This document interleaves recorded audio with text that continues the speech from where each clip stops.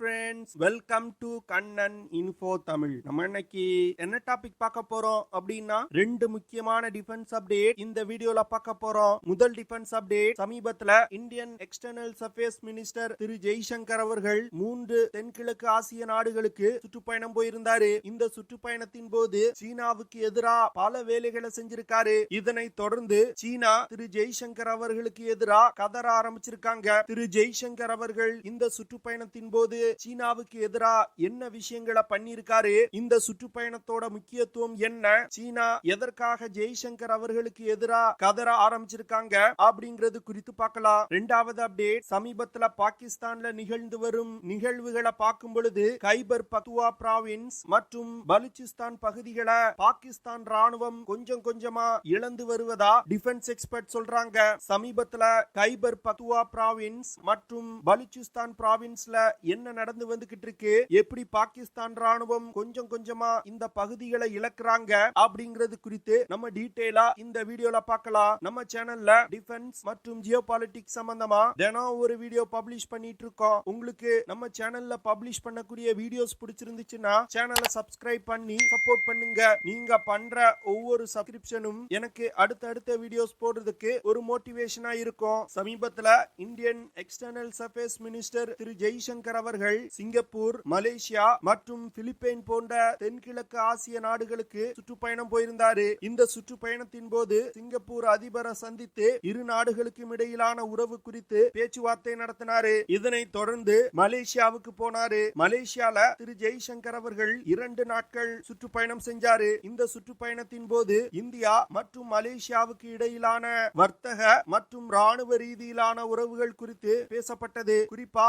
இரு நாடுகளுக்கும் இடையிலான ஏர் கனெக்டிவிட்டி, டூரிசம், டிஃபென்ஸ் போன்ற விஷயங்கள் குறித்து பேசப்பட்டது. திரு ஜெய்சங்கர் அவர்கள் மலேசியன் பிரைம் மினிஸ்டர் அன்வர் பின் இப்ராஹிமை சந்திச்சு பாரத பிரதமரோட வாழ்த்துக்களை தெரிவிச்சாரு. அது மட்டும் இல்லாம மலேசியன் பிரைம் மினிஸ்டர் அன்வர் பின் இப்ராஹிம் மலேசியா மற்றும் இந்தியாவுக்கு இடையிலான உறவை மேம்படுத்துவதில் மிகப்பெரிய பங்களிப்பு பண்ணி வருவதா அவர் பாராட்டியிருக்காரு. இரு நாடுகளுக்கும் இடையே பல்வேறு செக்டார்கள்ல கோஆபரேஷனை அதிகரிப்பதற்கு பேச்சுவார்த்தைகள் நடத்தப்பட்டிருக்கு. குறிப்பா சொல்லணும்னா பொலிட்டிக்கல், வர்த்தகம், டிஃபென்ஸ், கலாச்சாரம் போன்ற அனைத்து செக்டார்களையும் இரு நாடுகளும் இணைந்து செயல்படுவதற்கு பல்வேறு திட்டங்கள் தீட்டப்பட்டிருக்கு. மலேசியால இருக்கக்கூடிய முக்கியமான நிறுவனங்களோட சிஇஓக்களை அழைத்து திரு ஜெய்சங்கர் அவர்கள் ஒரு முக்கியமான மீட்டிங்கை நடத்தியிருக்காரு. மலேசியா ஆசியான் நாடுகள்ல மிகவும் ஒரு முக்கியமான நாடு. இந்தியாவுடைய ஆக்ட் ஈஸ்ட் பாலிசியில ஒரு நெருங்கிய நட்பு நாடா மலேசியா இருக்காங்க.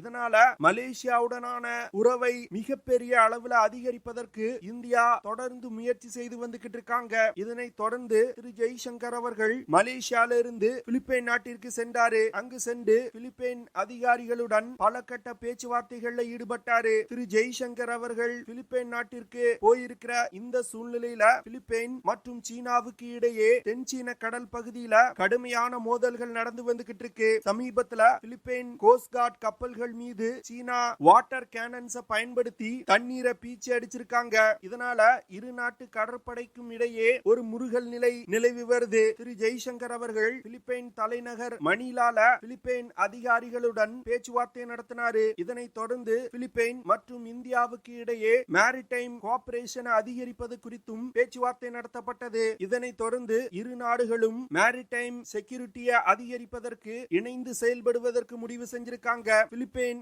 அதிகாரிகளுடன் பேச்சுவார்த்தை நடத்திய பிறகு பிலிப்பைன் அதிகாரிகளுடன் கூட்டா செய்தியாளர்களை திரு ஜெய்சங்கர் அவர்கள் சந்திச்சாரு. இந்த சந்திப்பின் போது சீனாவுக்கு எதிராக ஒரு மிகப்பெரிய சம்பவத்தை ஜெய்சங்கர் செஞ்சிருக்காரு. அதாவது செய்தியாளர் சந்திப்பின் போது பிலிப்பைன் மற்றும் சீனாவுக்கு இடையில் தென்சீன கடல் பகுதியில் நிலவி வரும் பிரச்சனைகள் குறித்து கேள்வி எழுப்பப்பட்டது. அப்பொழுது திரு ஜெய்சங்கர் அவர்கள் பிலிப்பைன் தென்சீன கடல் பகுதியில தன்னுடைய இறையாண்மையை பாதுகாத்துக் கொள்வதற்கு இந்தியா முழு உதவி செய்யும் அப்படின்னு சொல்லியிருக்காரு. இந்த ஒரு ஸ்டேட்மெண்ட் சீனாவை கதிகலங்க வச்சிருக்கு. பிலிப்பைன் மற்றும் சீனாவுக்கு இடையே தென்சீன கடல் பகுதியில 90கள்ல இருந்தே பிரச்சனை நிலவி வந்துகிட்டு இருக்கு. தென்சீன கடல் பகுதியில இருக்கக்கூடிய செகண்ட் தாமஸ் சாயல் அப்படிங்கிற பகுதியை இரு நாடுகளும் உரிமை கோர்றாங்க.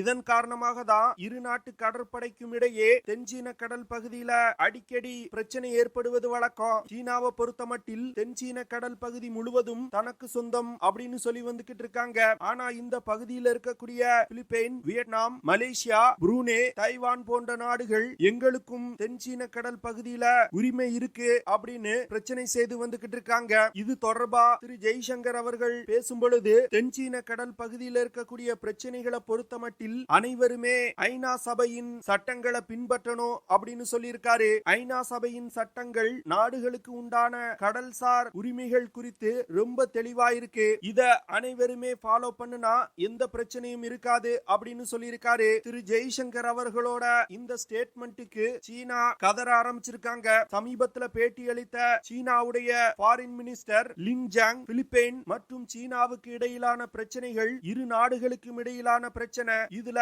மூன்றாவது நாடு தலையிடக்கூடாது அப்படின்னு அவர் சொல்லியிருக்காரு. அது மட்டும் இல்லாம ஒரு மூன்றாவது நாடு தலையிடுவதற்கு எந்த உரிமையும் கிடையாது அப்படின்னு சீனா தங்களுடைய கண்டனங்களை பதிவு செஞ்சிருக்காங்க.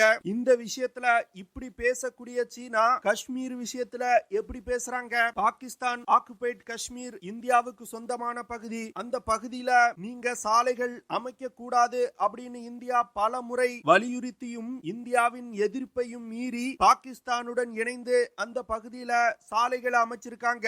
இப்போ இந்தியா சீனா காஷ்மீர்ல தங்களுக்கு செஞ்ச விஷயத்தை தென்சீன கடல் பகுதியில செய்ய ஆரம்பிச்சிருக்காங்க. தென்சீன கடல் பகுதியில இருக்கக்கூடிய ஒவ்வொரு நாட்டையும் இந்தியா சீனாவுக்கு எதிராக திருப்புவதற்கு தற்போது முயற்சிகளை மேற்கொண்டு வர்றாங்க. தென்சீன கடல் பகுதியில சீனாவுக்கு பிரச்சனை அதிகரிக்க இந்தியாவுக்கு காஷ்மீர் மற்றும் லடாக் பகுதியில சீனா செய்யக்கூடிய பிரச்சனைகள் குறையும் அப்படின்னு டிஃபென்ஸ் எக்ஸ்பர்ட் சொல்றாங்க.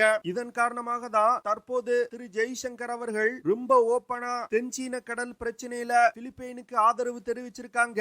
இதுவரைக்கும் இந்தியா தென்சீன கடல் பகுதி பிரச்சனையில இது போன்ற ரொம்ப ஓபனான ஸ்டேட்மெண்ட் வெளியிட்டது கிடையாது. இந்த விஷயம் சீனாவுக்கு மிகப்பெரிய பயத்தை ஏற்படுத்தி இருக்கு அப்படின்னு டிஃபென்ஸ் எக்ஸ்பர்ட் சொல்றாங்க. திரு ஜெய்சங்கர் அவர்கள் பிலிப்பைன்ல சீனாவுக்கு எதிராக மேலும் ஒரு சம்பவத்தை செஞ்சிருக்காரு. அதாவது இந்தியன் கோஸ்ட் கார்டுக்கு சொந்தமான சமுத்திர பகரேதார் அப்படிங்கிற ஒரு போர்க்கப்பல் பிலிப்பைன் தலைநகர் மணிலால இருக்கக்கூடிய துறைமுகத்தில் நிறுத்தி வைக்கப்பட்டிருக்கு. இந்தியன் கோஸ்ட் கார்டுக்கு சொந்தமான இந்த கப்பல் சீனா மற்றும் பிலிப்பைன் கடற்படைகள் தென்சீன கடல் பகுதியில கடுமையாக மோதிக்கொள்ளும் இந்த சூழ்நிலையில பிலிப்பைன் துறைமுகத்தில் நிறுத்தி வைக்கப்பட்டிருக்கிறது. இந்தியா பிலிப்பைனுக்கு காட்டக்கூடிய சப்போர்ட்டை குறிக்குது அப்படின்னு டிஃபென்ஸ் எக்ஸ்பர்ட் சொல்றாங்க.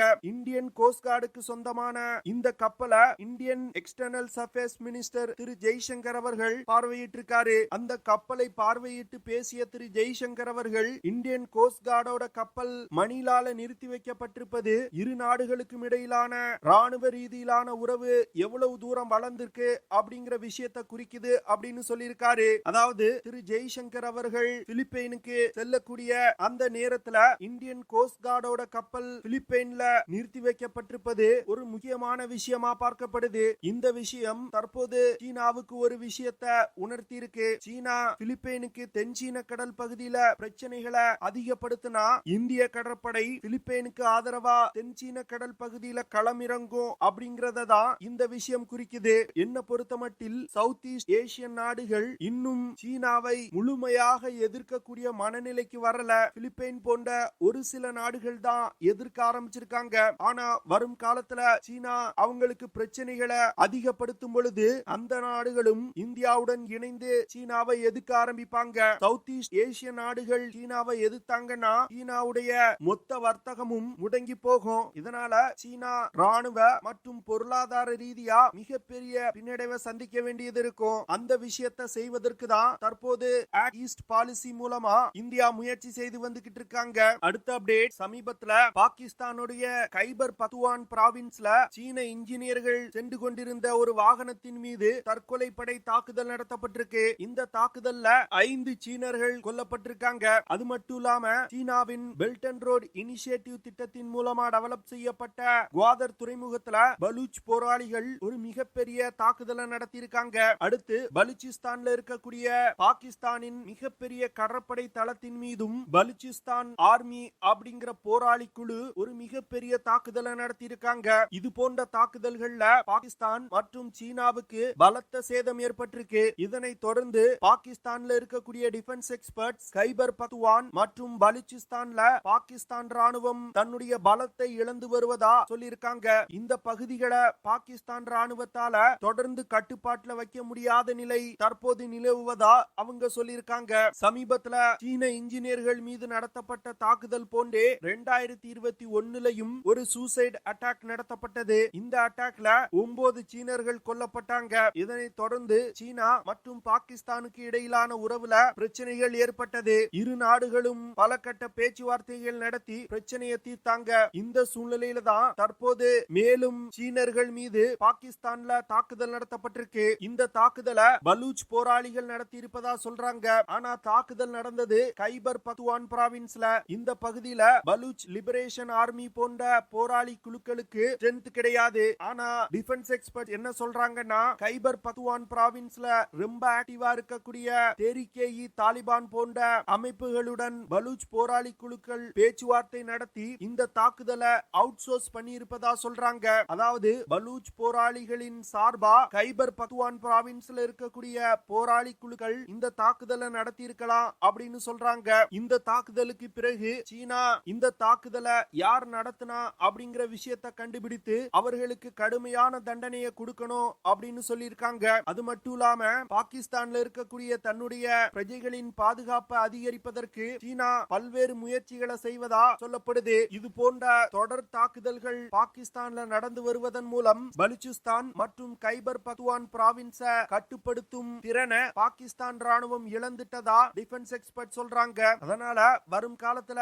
இந்த பகுதிகளில் பாகிஸ்தான் ராணுவத்தால நுழைய முடியாத நிலை கூட ஏற்படலாம் அப்படின்னு டிஃபென்ஸ் எக்ஸ்பர்ட் சொல்றாங்க. ஓகே ஃப்ரெண்ட்ஸ், நம்ம வீடியோவோட நிறைவு பகுதிக்கு வந்துட்டோம். இதெல்லாம் தான் நான் உங்ககிட்ட ஷேர் பண்ணணும் அப்படின்னு நினைச்ச விஷயங்கள். ஐ ஹோப் நான் ஷேர் பண்ண விஷயங்கள் உங்களுக்கு பிடிச்சிருக்கும் நினைக்கிறேன். அப்படி பிடிச்சிருந்துச்சுன்னா ஷேர் பண்ணுங்க, லைக் பண்ணுங்க, கமெண்ட் பண்ணுங்க.